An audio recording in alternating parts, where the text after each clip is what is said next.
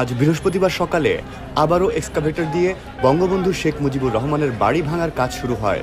এ সময় ধানমন্ডির ৩২ নম্বরের বাড়িটির সামনে অসংখ্য মানুষ ভিডিও করছিলেন, ছবি তুলছিলেন।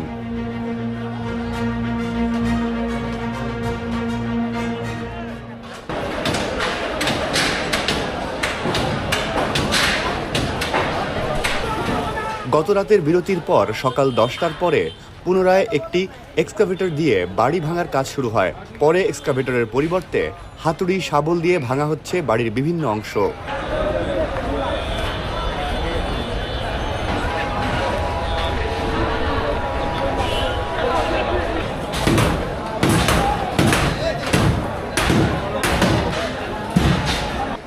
বেলা 11টার দিকে ঘটনাস্থলে গিয়ে দেখা যায় বাড়ির সীমানার ভেতরে কয়েকশো মানুষ ভিড় জমিয়েছে।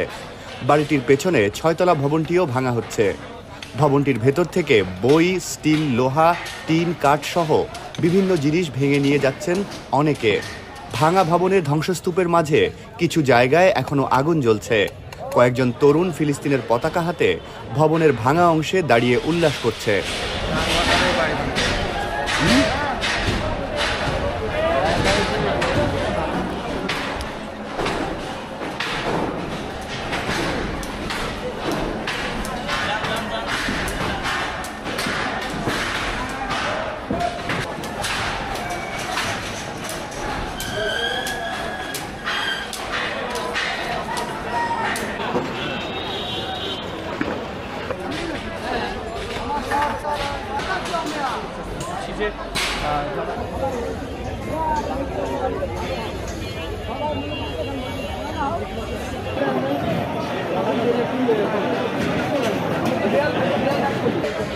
মূল ভবনের সামনে 3তলা পর্যন্ত প্রায় গুড়িয়ে দেওয়া হয়েছে।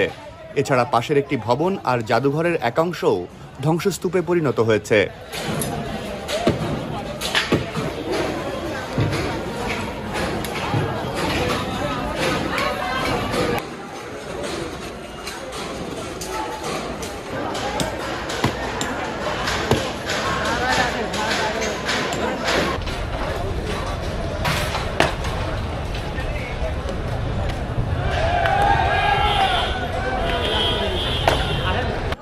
ধানমন্ডি ৩২ নম্বরের আশেপাশে আইনশৃঙ্খলা বাহিনীর সদস্যদের উপস্থিতি দেখা যায়নি।